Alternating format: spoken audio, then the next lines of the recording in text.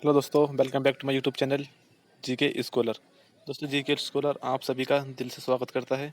Friends, जैसा कि आप सभी जानते हैं कि हमने जो इस चैनल पर हम आपके लिए कर रहे हैं मॉडर्न हिस्ट्री के बारे में जो इन्फॉर्मेशन होती है थोड़ी बहुत, वो हम लेकर के आते हैं। दोस्तों, आज हम इस मॉडर्न हिस्ट्री का यानी मध्यकालीन इतिहास का ये लास्ट वीडियो है।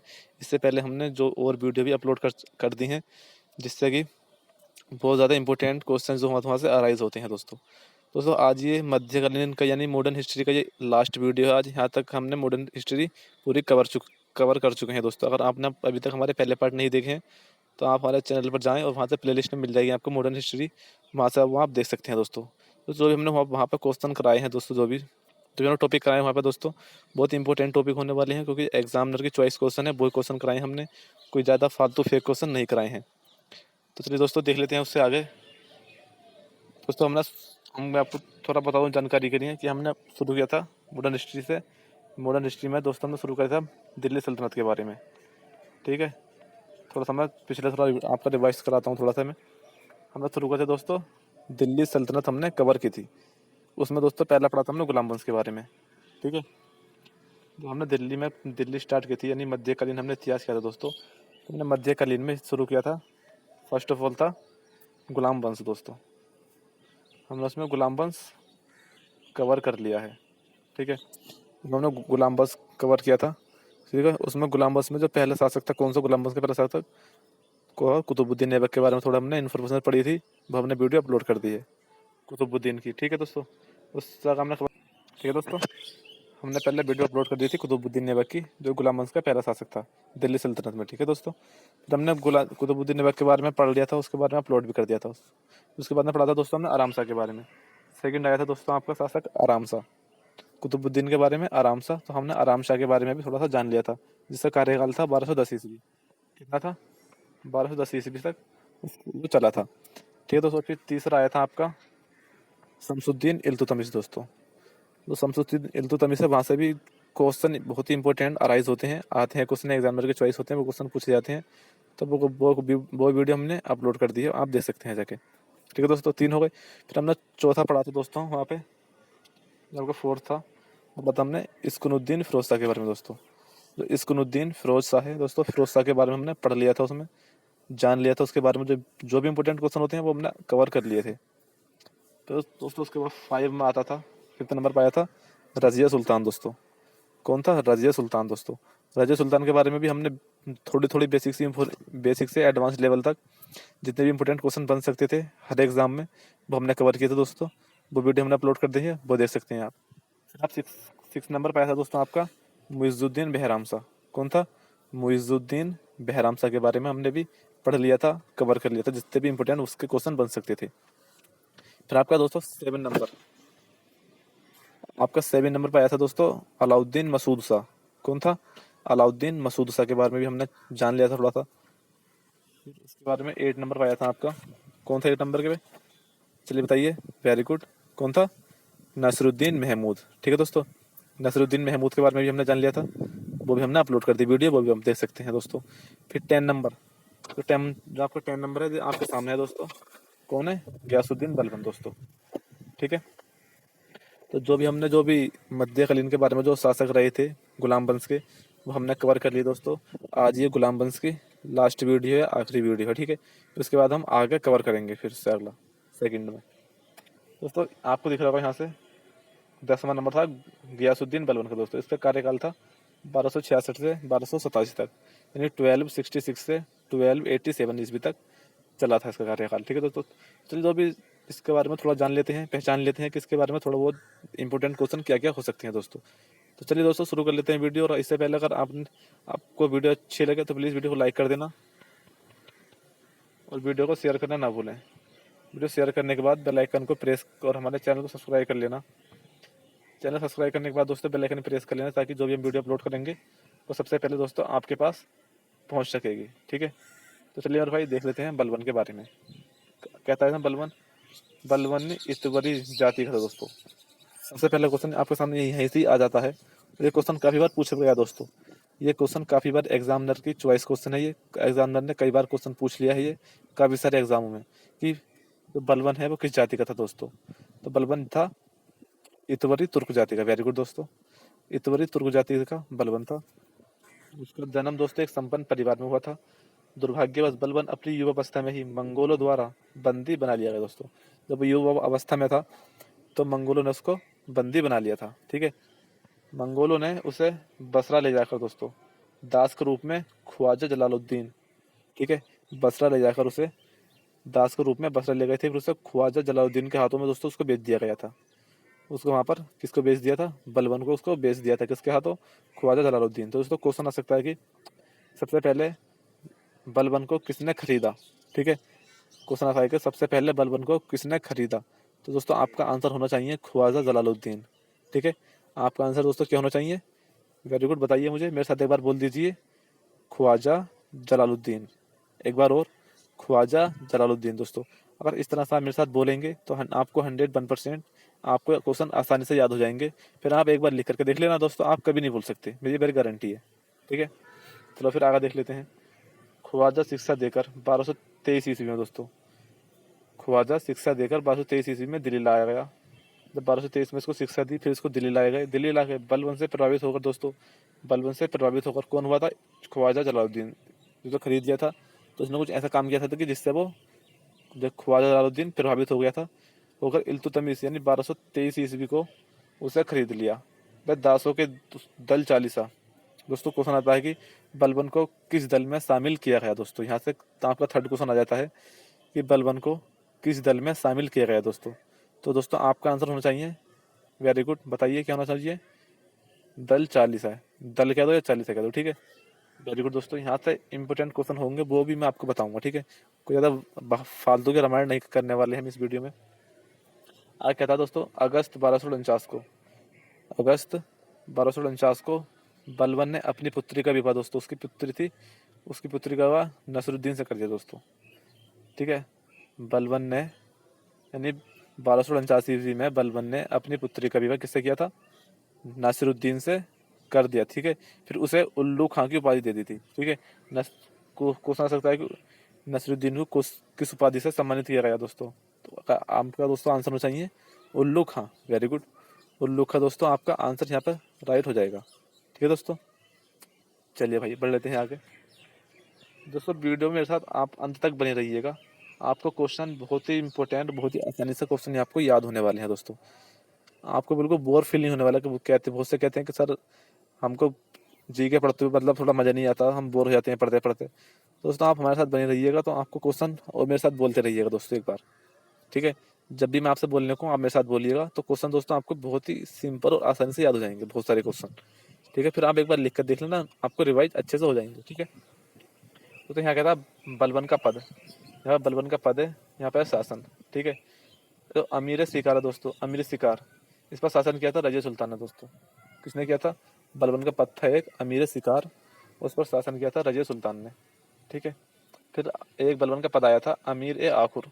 ठीक है, इस पर क्या था? बहराम शाह ने, बहराम शाह मलिक, फिर उसके बाद खान, फिर उसके बाद सुल्तान आया था। ठीक है, फिर अमीर ए हाजिब, इस पर क्या था? अलाउद्दीन मसूद शाह ने। किसने किया था? अलाउद्दीन मसूद शाह ने शासन किया था।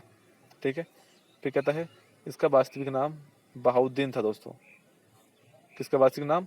बलबन का वास्तविक नाम क्या था? बहाउद्दीन था। और यह है गयासुद्दीन बलबन के नाम से गद्दी पर बैठा दोस्तों।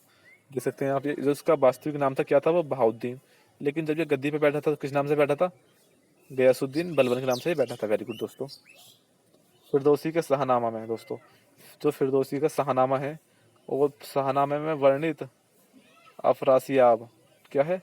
अफरासियाब के वंश से दोस्तों बताया गया है कि गढ़मुक्तेश्वर अभिलेख में बलबन को खलीफा का सहायक कहा गया है दोस्तों। ठीक है, क्वेश्चन आता था दोस्तों बलबन को किसका सहायक कहा गया? क्वेश्चन आ जाएगा आपका उत्तर क्या? खलीफा का। वेरी गुड दोस्तों, किसका? खलीफा का। ठीक है, आप मेरे साथ बोलते रहिएगा।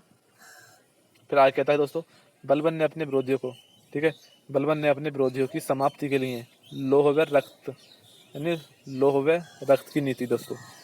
क्वेश्चन दोस्तों यहाँ से बहुत ही ज़्यादा इंपॉर्टेंट दोस्तों, यहाँ से ये तो क्वेश्चन यहाँ से तो हर में लगता है एग्जाम्पल की चॉइस क्वेश्चन है यहाँ से, तो ये वाला क्वेश्चन दोस्तों ये बहुत ही इंपॉर्टेंट क्वेश्चन है यहाँ से।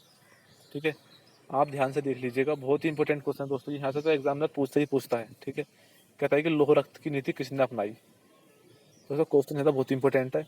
लौह रक्त की नीति किसने अपनाई, किसने, बलबन ने। दोस्तों वेरी गुड, आपको याद रखना है ये।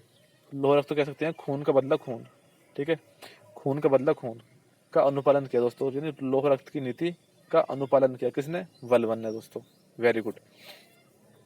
कहता है बलबन ने गद्दी पर बैठते ही चालीसा को नष्ट किया। दोस्तों जो चालीसा था उसको नष्ट किया। क्वेश्चन आता है चालीसा को किसने नष्ट किया, तो दोस्तों आपका आंसर होना चाहिए मेरे भाई क्या, बलबन। वेरी गुड, ठीक है, आपका बलबन यहाँ पर आंसर होना चाहिए था, ठीक है। उसने इल्तुतमिश परिवार के सभी सदस्यों को दोस्तों मरवा दिया था। दोस्तों इल्तुतमिश के जो परिवार के जो सदस्य थे, ठीक है, उसने उनको मरवा दिया था सबको, किसने, बलबन ने, ठीक है। बलबन ने राज्य में दैवीय राजत्व का सिद्धांत, दोस्तों दैवीय राजत्व का सिद्धांत यानी प्रतिपादित किया। इसके अनुसार बलबन ने स्वयं नियाबत ए खुदाई यानी ईश्वर का प्रतिनिधि तथा जिल्ले ए इलाही यानी ईश्वर की छाया बताया गया है। दोस्तों ये भी कहाँ से क्वेश्चन आता है, तो आप बहुत ध्यान से वीडियो को देखते रहिएगा, आपको क्वेश्चन बहुत ही आसानी से याद होने वाले हैं। दोस्तों मैं आपको करा कर रहूँगा याद, ठीक है।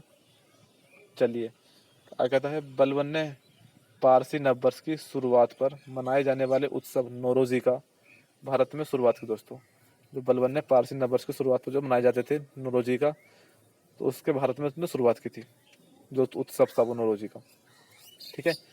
तो किसने शुरुआत की थी उसकी, बलबन ने शुरुआत की थी। वेरी गुड, ध्यान रखना है आपको दोस्तों। सुल्तान की प्रतिष्ठा बढ़ाने के लिए दोस्तों, सुल्तान की प्रतिष्ठा बढ़ाने के लिए दरबार में फारसी परंपरा यानी सिजदा, दोस्तों यहाँ से क्वेश्चन बहुत आता है कि सिजदा और एक था आपका पोबोश। आपको तो मैं इसके बारे में पहले बताता हूँ। सिजदा यानी घुटनों के बल लेटकर बैठकर सुल्तान के सामने सिर झुकाना, तथा पोबोस यानी पेट के बल लेटकर सुल्तान के पैरों को चूमना। दोस्तों दोस्तों यहाँ से लेकर के ये लाइन बहुत ही इंपॉर्टेंट है। दोस्तों यहाँ से भी क्वेश्चन बहुत ज़्यादा पूछता है सिजदा और पोबोस प्रणाली को किसने अपनाया यानी किसने चलाई। तो आंसर दोस्तों आपका आंसर होना चाहिए बलबन ने अपनाई थी, ठीक है। ये सिजदा मतलब घुटनों के बल बैठकर सुल्तान के सामने सिर झुकाना, दोस्तों उसको सिजदा कहा जाता है, ठीक है। और एक था आपका पोबोश, जैसे होते हैं पोबोस मतलब पेट, शुरू में पै है तो यहाँ पर भी पै है, यानी पेट के बल लेटकर सुल्तान के पैरों को चूमना, वो पोबोस कहलाता। दोस्तों बहुत ही इंपॉर्टेंट है यहाँ दोस्तों, ये जो लाइन यहाँ से दोस्तों बहुत ही इंपॉर्टेंट है, यहाँ से क्वेश्चन आता है, ठीक है। आगे कहता है बलबन ने वित्त विभाग दोस्तों यानी दीवान ए विरासत, ठीक है, को सैन्य विभाग से अलग कर नए सैन्य विभाग यानी दीवान ए आरिज मंगोल आक्रमण से बचाव हेतु स्थापना व बलबन ने ही सर्वप्रथम सदैव तत्पर सेना रखने की प्रथा शुरू की थी। दोस्तों ठीक करने के लिए बलबन ने ही इसकी शुरुआत की थी, ठीक है। चलिए भाई आगे बढ़ते हैं। आगे कहता है कि गुप्तचर अधिकारी को वरीद कहा जाता था। दोस्तों क्वेश्चन आता है कि वरीद किसे कहा जाता था, गुप्तचर अधिकारी को। वेरी गुड, उसने बिना किसी भेदभाव के न्याय प्रदान किया था, ठीक है। वो बिना किसी भेदभाव के न्याय करता था, ठीक है। फारसी के प्रसिद्ध कवि अमीर खुसरो, दोस्तों इंपॉर्टेंट है यहाँ पे, फारसी के कवि अमीर खुसरो व अमीर हसन दरबार में रहते थे। दोस्तों ठीक है, कौन, अमीर खुसरो और अमीर हसन दरबार में रहते थे, ठीक है। अब आगे आता है दोस्तों, उसके बाद में आता है बलबन के बाद में कैकुबाद। दोस्तों कौन आता है, कैकुबाद, ठीक है। चलिए इसके बारे में थोड़ा पढ़ लेते हैं। कहता है कि बलबन की इच्छा अपने ज्येष्ठ पुत्र मोहम्मद को अपना उत्तराधिकारी नियुक्त करने की थी। जब बलबन की इच्छा थी दोस्तों क्या थी, उसका ज्येष्ठ पुत्र था मोहम्मद, उसको अपना उत्तराधिकारी नियुक्त करने की इच्छा थी उसकी, ठीक है। परंतु बलबन के जीवन काल में ही वह मंगोलों के संघर्ष करता हुआ मारा गया। दोस्तों ठीक है, अतः बलबन ने मोहम्मद के पुत्र कै खुसरो, कौन, कै खुसरो को अपना उत्तराधिकारी दोस्तों नियुक्त किया था। कै खुसरो को अपना उत्तराधिकारी नियुक्त किया, परंतु मृत शक्तिशाली सुल्तान की यह इच्छा भी पूरी नहीं हो सकी। दोस्तों ठीक है, बहुत इंपॉर्टेंट बात है यहाँ से, ये आपको ध्यान कर लेनी है दोस्तों, ठीक है। चलिए बढ़ते हैं आगे। कहता है कि सुल्तान के मरते ही उसके अमीर पुनः सक्रिय हो उठे। दोस्तों किसके मरते, सुल्तान के मरते ही, ठीक है। उन लोगों ने कै खुसरो को सुल्तान भेज दिया एवं उसकी जगह पर बुगरा खां कौन बुगरा खां के पुत्र कैकुबाद को सुल्तान मनोनीत किया दोस्तों? कैकुबाद को सुल्तान बनाने में दिल्ली के कोतवाल मलिक फ़खरुद्दीन, ठीक है, मलिक फ़खरुद्दीन ने महत्वपूर्ण भूमिका निभाई दोस्तों, ने महत्वपूर्ण भूमिका निभाई। उसी के प्रयासों से अल्पायु कैकुबाद सुल्तान बन सका। ठीक है, ठीक है दोस्तों, समझ आ रहा है तो प्लीज़ एक बार वीडियो को लाइक कर दीजिएगा सभी जने। ठीक है, सभी मिलकर के वीडियो को लाइक कर देना, शेयर कर देना। ठीक है, जल्दी। तो पढ़ते हैं आगे अब इसे थोड़ा सा। आगे कहता है ये, सुल्तान को बहलाकर कै खुसरो की भी हत्या करवा दी दोस्तों। सुल्तान को बहलाकर कै खुसरो की भी हत्या करवा दी। इस समय बलबन का पुत्र था बुगरा खां, यानी सुल्तान का पिता, बंगाल पर नसरुद्दीन के रूप में स्वतंत्र शासक के रूप में शासन कर रहा था। सो फ्रेंड्स, ये थी कुछ बेसिक सी इन्फॉर्मेशन मॉडर्न हिस्ट्री के बारे में दोस्तों। तो आज यहाँ पर हमने कंप्लीट कर लिया दोस्तों दिल्ली सल्तनत में गुलाम वंश। ठीक है दोस्तों, दिल्ली सल्तनत का हमने गुलाम वंश फर्स्ट टॉपिक यहाँ पर हमने कंप्लीट कर लिया अपना। अब जो कुछ इससे आगे होगा वो हम कल के नेक्स्ट वीडियो में डिस्कस करने वाले हैं। ठीक है, जो भी इंपॉर्टेंट फैक्ट्स होने वाले हैं वो हम आपके सामने गुलाम वंश के आगे जो भी टॉपिक आता है वो हम आपके सामने कंटिन्यू करने वाले हैं दोस्तों। तो दोस्तों, अगर वीडियो अच्छी लगी तो प्लीज़ वीडियो को लाइक कर देना और ज़्यादा से ज़्यादा वीडियो को शेयर करना ना भूलें। अगर तक आप हमारे चैनल को सब्सक्राइब नहीं किया दोस्तों, अगर आपने अभी तक हमारे चैनल को सब्सक्राइब नहीं किया है तो प्लीज़ सब्सक्राइब करने के बाद बेल आइकन प्रेस करना ना भूलें दोस्तों। तो जो भी इससे क्या होगा, तो जो भी वीडियो हम अपलोड करेंगे तो सबसे पहले वो आपके पास पहुँचेगा और आप हमारी वीडियो का लाभ उठा पाएंगे। तो चलिए दोस्तों, आज इस वीडियो को हम यहीं विराम देते हैं और नेक्स्ट वीडियो हम जल्द ही लेकर आएंगे अब। ठीक है, ठीक है, तो पढ़ते रहिए, मुस्कुराते रहिए दोस्तों। Tata, bye bye.